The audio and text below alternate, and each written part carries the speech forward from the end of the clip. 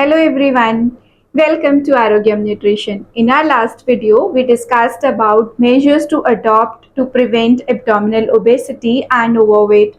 Let's move forward to the guideline 10, which is about physical activity. आज के video में हम जानेंगे डिफरेंट काइंड ऑफ एक्टिविटीज के बारे में और उनके बेनिफिट्स के बारे में, और साथ ही साथ जो वीडियो का सबसे इंटरेस्टिंग पार्ट रहेगा वो रहेगा उन लोगों के लिए जिन लोगों के पास ये एक्सक्यूज होता है कि उनके पास फिजिकल एक्टिविटी करने के लिए टाइम नहीं है। First of all, let's understand the types of physical activity. So physical activity is divided into two types. One is the structural activities and second is the incidental activities. So structural activities क्या होती है? जैसे कि हम walk के लिए जाते हैं 1 घंटा, या फिर हम जिम में एक्सरसाइज करते हैं, एरोबिक्स करते हैं, योगा करते हैं, मीन्स रेपिटेटिव मूवमेंट होती हैं. और इंसिडेंटल एक्टिविटीज क्या होती हैं? इंसिडेंटल फिजिकल एक्टिविटी में इंक्लूड होता है आपका डे टू डे का रूटीन, कि आप अपने घर में हाउस होल्ड कोर्स करते हो या फिर आप अपने प्रोफेशन की वजह से इधर उधर मूव करते हो, स्टेयर क्लाइंब करना और इधर उधर घूमना, ये सब होती है incidental physical activities. So in general दोनों तरह की एक्टिविटीज की अपनी अलग अलग इम्पॉर्टेंस है. तो जो हम इंसिडेंटल एक्टिविटीज की बात करते हैं कि इंसिडेंटल एक्टिविटीज आपकी बढ़ें, तो उसी के लिए जैसे कि जनरली आपने सुना होगा कि 10,000 स्टेप्स आर रिकमेंडेड, कि एक दिन में आपको 10,000 स्टेप्स के इक्विवेलेंट एक्टिविटी करनी है, that is to increase your incidental activity. So वो 10,000 स्टेप्स का और कोई भी पर्पज नहीं होता है, that is to increase the incidental activity. कई बार क्या होता है कि कुछ लोग 1 घंटे का जिम कर लिया, एक्सरसाइज कर लिया और उसके बाद वो पूरा दिन सेडेंट्री लाइफस्टाइल जो है वो फॉलो करते हैं. सो उस केस में क्या होगा? स्ट्रक्चरल एक्टिविटी तो हो गई आपकी, लेकिन इंसिडेंटल एक्टिविटी में कमी आ जाती है, जिसकी वजह से आप हेल्थ के उस लेवल को अचीव नहीं कर पाएंगे जो आपका गोल है. अब बात करते हैं कि स्ट्रक्चर्ड फिजिकल एक्टिविटी की आगे कितनी टाइप्स हैं. So according to these guidelines, structured physical activity की 3 types हैं आगे. Aerobic या फिर endurance activities, muscle and bone strengthening activities and balance activities. So what is aerobic activity या फिर endurance activity क्या होती है? जैसा कि नेम से ही क्लियर है, this activity tends to increase the heart rate and breathing, results in greater improvement in the heart and lung functioning. Most often it is called cardio activity or endurance activity. The activities range from brisk walking to running or jogging or swimming or bicycling. So ये जितनी भी activities की हमने बात करी है, ये सब एरोबिक एक्टिविटी में आती है या फिर एंड्योरेंस एक्टिविटी में आती है, जो कि आपकी हार्ट हेल्थ के लिए और आपके लंग्स के लिए अच्छी होती है. Second is muscle and bone strengthening activities जो होती हैं. ये एक्टिविटीज में resistance training, weight lifting, weight loading और वेट बियरिंग एक्सरसाइजेज आती हैं. ये जो एक्सरसाइजेज हैं, जिसको कि यूजुअली हम वेट ट्रेनिंग या फिर रेजिस्टेंस एक्सरसाइजेज का नाम देते हैं, these work for our muscles and bone strengthening. So आप समझ रहे हो कि एरोबिक एक्टिविटी का फंक्शन क्या था? आपके लंग्स और हार्ट की हेल्थ को इम्प्रूव करना. और रेजिस्टेंस ट्रेनिंग का फंक्शन क्या है? इसका है कि आपके बोन्स और मसल्स को ये स्ट्रांग बनाएगा. थर्ड टाइप की जो एक्टिविटी है, this is balance activities. Balance activities में क्या होता है? These activities improve flexibility, agility, gait and include exercises such as lunges, walking backward, dancing, stretching and martial arts etc. So according to the latest physical activity guidelines, ये तीनों तरह की activities हमारे routine में शामिल होनी चाहिए. योगा के लिए यहाँ पे बहुत ही ब्यूटीफुली एक्सप्लेन किया गया है कि yoga includes all the above 3 categories of activities along with flexibility and breathing exercises as well as physical and mental relaxation exercises. Means yoga is a complete exercise package, कि अगर आपको एरोबिक एक्टिविटी करना है, muscles या बोन की strengthening करना है, balance activities करना है, तो योगा में ये तीनों तरह की एक्सरसाइजेस इन्वॉल्व हो जाती हैं. अगर आप योगा जो है किसी इंस्ट्रक्टर के साथ करते हो या एडवांस योगा करते हो. बेस्ड अपॉन इंटेंसिटी, एक्सरसाइज को अगेन 3 टाइप्स में डिवाइड किया गया है। One is the sedentary, second is the moderate activity and third is the vigorous activity. सबसे पहले है सेडेंट्री एक्टिविटी। सेडेंट्री एक्टिविटी में क्या आएगा, जैसे कि लाइट वॉकिंग, घर में चलने फिरने का अगर काम है, आप अपनी वर्क प्लेस पे चलने फिरने का काम कर रहे हो, कुछ बैठ के काम कर रहे हो या खड़े होके कुछ काम कर रहे हो, all these are included in sedentary activity. इसमें यूजुअली जो वॉक की स्पीड रहती है less than 3 kilometre per hour रहती है, that is known as sedentary activity. घर में डस्टिंग करना है या कुकिंग करना है, all these activities are coming under sedentary activities. चलिए अब समझते हैं मॉडरेट फिजिकल एक्टिविटी क्या होती है। जितने भी हेल्थ कॉन्शियस लोग होते हैं वो सब मॉडरेट फिजिकल एक्टिविटी करते हैं। फॉर एग्जाम्पल, अगर आप स्मूथ सरफेस पे वॉक करते हो 3 किलोमीटर टू 6 किलोमीटर की स्पीड पे, तो that is coming under moderate activity. अगर आप साइकिलिंग करते हो, जेंटल स्विमिंग करते हो, एरोबिक एक्टिविटी करते हो, योगा करते हो, ये सब एक्टिविटीज आपकी मॉडरेट फिजिकल एक्टिविटी के अंडर आएंगी। या फिर अगर आप कोई गेम स्पोर्ट्स में भी इन्वॉल्व हो, जैसे कि बैडमिंटन खेलते हो या टेनिस खेलते हो, इन सब एक्टिविटीज को मॉडरेट फिजिकल एक्टिविटीज के अंडर बताया है। Third is vigorous physical activity. Vigorous physical activity generally ऐसे लोग करते हैं जो कि कॉम्पिटिटिव स्पोर्ट्स में होते हैं। जैसे कि अगर हम रनिंग करें more than 7 kilometre per our की स्पीड से, that will be included in vigorous physical activity. इसके साथ अगर कोई कॉम्पिटिटिव स्पोर्ट्स की प्रेपरेशन करते हैं, उनकी प्रैक्टिस करते हैं, इसमें आपका हार्ट रेट भी काफ़ी हाई होता है और आपकी ब्रीदिंग की जो स्पीड है वो भी बढ़ जाती है और डेप्थ भी काफ़ी इंक्रीज हो जाती है। जब भी विगरस फिजिकल एक्टिविटी की जाती है तब आप एक दूसरे से बात नहीं कर पाते। So this was all about the types of activity. अब टाइप के बाद फिजिकल एक्टिविटी के लिए कुछ गाइडलाइंस दी हुई हैं कि जब भी हमें एक्टिविटी स्टार्ट करना है, अगर आप बिल्कुल सेडेंट्री लाइफस्टाइल फॉलो कर रहे थे, तो एक्टिविटी स्टार्ट करने के लिए अगर आपकी एज 40 प्लस है तो you should always consult a doctor और अ फिजिशियन कि आप क्या क्या एक्टिविटी स्टार्ट कर सकते हो। एक्सरसाइज की ड्यूरेशन एंड इंटेंसिटी आपको बहुत स्लो एंड ग्रेजुअल मोड पे इंक्रीज करना है।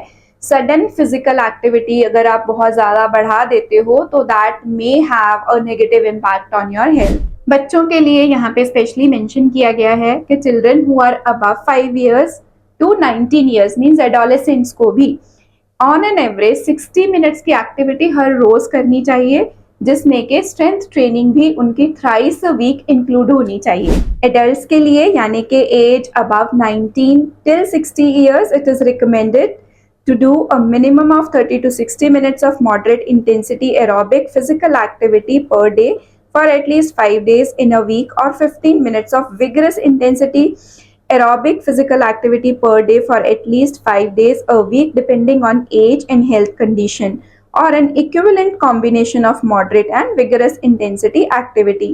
Muscle strengthening exercises activating all muscle groups should be performed for a minimum of 2 days in a week. सो ये मिनिमम रिक्वायरमेंट्स यहाँ पे बताई गई हैं कि मिनिमम हफ्ते में 2 बार, अगर आपकी एज 19 से अबव है एंड 60 से आप बिलो हो, तो आपको स्ट्रेंथ ट्रेनिंग ज़रूर करना चाहिए। अगर आपकी एज अबव 60 है तो आपकी guidelines are similar to the adults, but उसमें साथ में ऐड क्या करना होगा, साथ में ऐड करना होगा strengthening activities and balance activities आपको हफ्ते में 3 दिन जरूर फॉलो करना है। बढ़ती हुई एज के साथ कोऑर्डिनेशन की प्रॉब्लम स्टार्ट हो जाती है, जिसमें कि आपका ब्रेन एंड बॉडी का कोऑर्डिनेशन पुअर हो जाता है। उस केस में अगर आप बैलेंस एक्टिविटीज फॉलो करते हो, बैलेंस एक्टिविटीज की प्रैक्टिस करते हो, तो that will be really helpful. So आपने देखा सेडेंट्री एक्टिविटीज की कहीं कोई काउंटिंग नहीं है। हमें हर रोज I am coming across people कि हम किचन में इतना खड़े रह के काम करते हैं या इतना घर का काम करते हैं, वो एक्टिविटीज की फिजिकल एक्टिविटी में कोई वैल्यू नहीं है।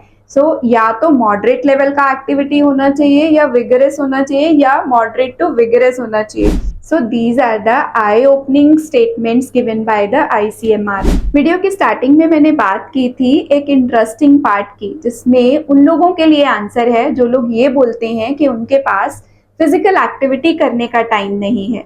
तो यहाँ पे हमें प्रोवाइड कराया गया है एक टेबल 10.1, जिसमें उन्होंने हमारे 24 आवर्स को डिवाइड किया है इन वेरियस एक्टिविटीज।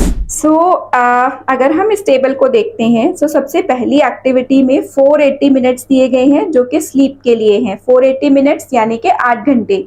8 घंटे तो हम सोते भी नहीं हैं, शायद इससे कम ही सोते हैं, 6 से 7 घंटे सो रहे हैं, लेकिन स्टिल 8 आवर्स का रेस्ट यहाँ पे दिया गया है, 8 आवर्स की स्लीप यहाँ पे एक्सप्लेन की गई है।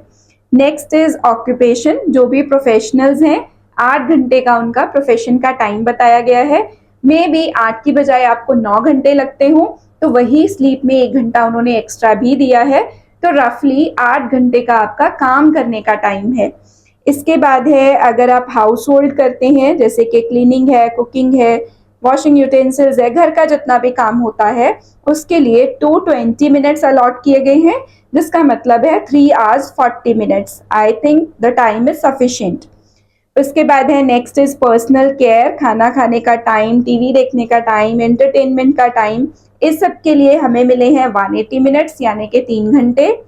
फिर उसके बाद है leisure time physical activity. Leisure time physical activity वो एक्टिविटी होती है जिसको हम इंजॉय करते हैं, जैसे हम बाहर वॉक करने जा रहे हैं या गार्डनिंग करते हैं या कोई भी हॉबी वाली हम एक्टिविटी करते हैं, लेजर एक्टिविटी उसको कहते हैं, और उसके लिए हमें अलॉट किया गया है 1 घंटा यानी कि 60 मिनट्स का टाइम। लास्ट के बचे हुए 20 मिनट्स में एरोबिक एक्टिविटी के लिए टाइम दिया गया है कि 20 मिनट्स आपको एवरीडे एरोबिक एक्टिविटी करना है। So this is a rough idea कि आप अपने डे को किस तरह से डिवाइड करोगे, किस तरह से टाइम निकालोगे अपनी फिजिकल एक्टिविटी के लिए। और ये भी याद रखने वाली बात है कि ये गाइडलाइंस हैं टू मेंटेन द हेल्थ। अगर आपके गोल्स हैं कि आपको वेट लॉस करना है, डायबिटीज को मैनेज करना है या पीसीओएस को क्योर करना है, तो आप समझ ही सकते हो कि इससे एक लेवल हमें अबव जाना होगा। इसके बाद है कुछ फिजिकल एक्टिविटी करने के टिप्स। हमारी डे टू डे लाइफ में हम अपनी फिजिकल एक्टिविटी को कैसे बढ़ा सकते हैं। यूजुअली हमारे क्लाइंट्स को ये सारे टिप्स पहले से पता है, क्योंकि हम उनको बार बार रिमाइंड करवाते हैं कि ये सब चीजें आपको फॉलो करना है। लेकिन यहाँ पे भी ये चीज मेंशन की गई है कि जब भी आप फोन कॉल्स लेते हो तो आपको बैठ के बात नहीं करना है, चलते हुए बात करना है, सो दैट वो टाइम पीरियड आपका वेस्ट ना हो और वो फिजिकल एक्टिविटी में काउंट हो जाए। So the first step given here is at work use a standing desk और स्टैंड एवरी हाफ आवर। आपको याद होगा बहुत पहले हमने एक रील डाली थी 30:3 रूल, तो वो रील देख लीजिएगा। वही यहाँ पे एक्सप्लेन किया हुआ है कि हर 30 मिनट में अपनी सीट से उठना है और 3 मिनट के लिए अपनी बॉडी को मूविंग स्टेट में रखना है। उसके लिए आप कुछ स्ट्रेचिंग कर सकते हो या इधर उधर घूम सकते हो। Second tip is walk for 5 to 10 minutes every few hours. हर कुछ घंटे में आपको 5 से 10 मिनट के लिए चलना है।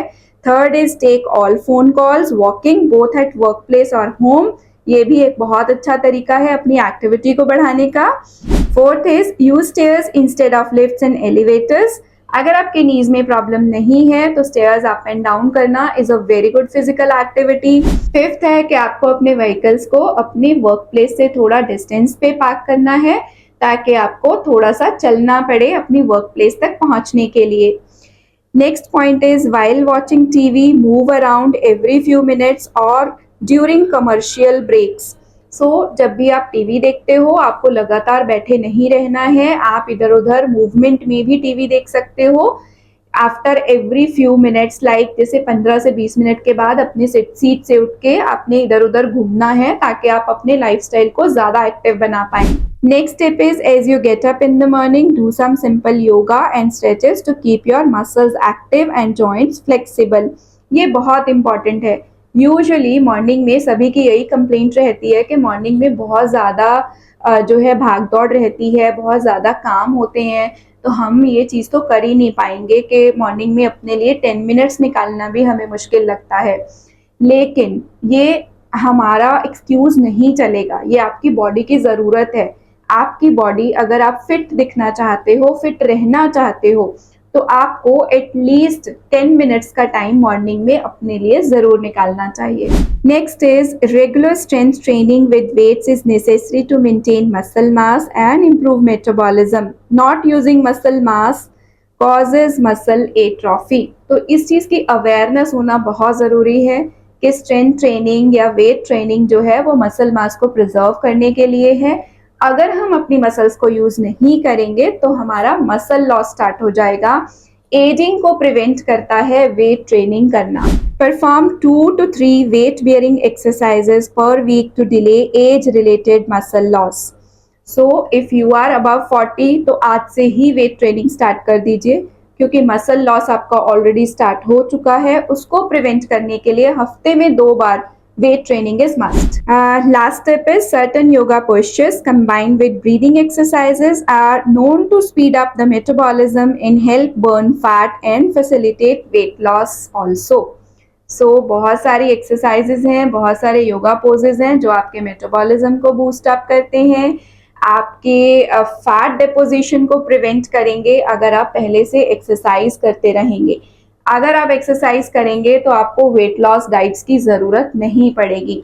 अगर आप ये गाइडलाइंस फॉलो करते हैं, हेल्दी ईटिंग की गाइडलाइंस जो हमने दी हैं, लास्ट वीडियोस में हमने बहुत सारी गाइडलाइंस के बारे में डिस्कस किया है, और फिजिकल एक्टिविटी फॉलो करते हैं, तो आई एम श्योर आप कभी ना तो वेट गेन करोगे और ना ही आपको वेट लॉस डाइट्स की ज़रूरत पड़ेगी। फाइनली पॉइंट्स टू रजिस्टर में कुछ इंपॉर्टेंट पॉइंट्स यहाँ पे एक्सप्लेन किए जो मुझे लगता है कि आपको पता होना ज़रूरी है। तो उसमें है कि physical activity controls body weight, reduces fat mass, increases muscle mass and improves immune function. आपकी इम्यूनिटी को बिल्डअप करने में भी फिजिकल एक्टिविटी बहुत इंपॉर्टेंट रोल प्ले करती है। तो ये सारी जो गाइडलाइंस हैं ये आंसर है उन लोगों के लिए जो लोग हमारे पास आते हैं, हमें बोलते हैं कि हमारी डाइट प्लान करो आप, और जब हम उनको फिजिकल एक्टिविटी की गाइडलाइंस देते हैं तो वो समटाइम्स ऐसा होता है कि वो हमें ये आंसर करते हैं कि आपको हमने डाइट प्लान के लिए ज्वाइन किया है आपका प्रोग्राम, फिजिकल एक्टिविटी के लिए नहीं किया है। तो आपको ये रिमाइंड करा दूं, ये गाइडलाइंस भी नेशनल इंस्टीट्यूट ऑफ न्यूट्रिशन ने बनाई है, जिसमें फिजिकल एक्टिविटी की गाइडलाइंस को इंक्लूड किया गया है। एक और बहुत इंपॉर्टेंट पॉइंट है, being physically active can reduce the risk of chronic disease such as diabetes, high blood pressure, heart disease, osteoporosis, arthritis and certain types of cancer.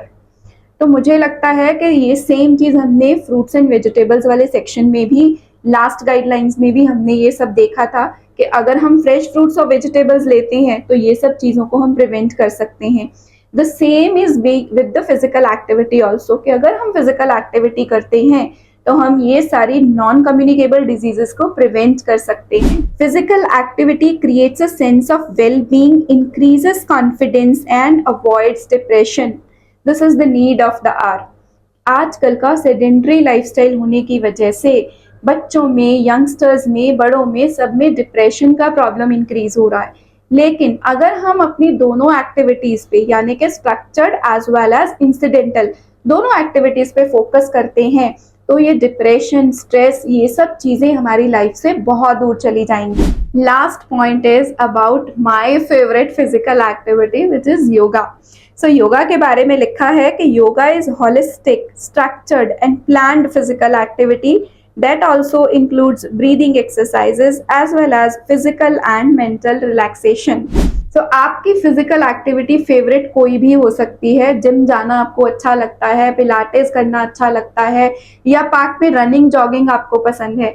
लेकिन मुझे लगता है कि आपको कुछ some part of the activity should be yoga also, क्योंकि योगा न सिर्फ एक फिजिकल एक्टिविटी है but it also keeps a check on your mental health. तो थोड़ा योगा जरूर इंक्लूड करें अपनी एक्टिविटी में, रोज नहीं तो हफ्ते में 2 से 3 दिन भी आप इसको कुछ टाइम के लिए इंक्लूड कर सकते हैं। So this was all about the latest guidelines about physical activity. ये वीडियो अपने उस फ्रेंड के साथ जरूर शेयर करना जो हमेशा फिजिकल एक्टिविटी ना करने के एक्सक्यूजेस देते हैं। Thank you for watching and stay tuned with me for next guideline number 11।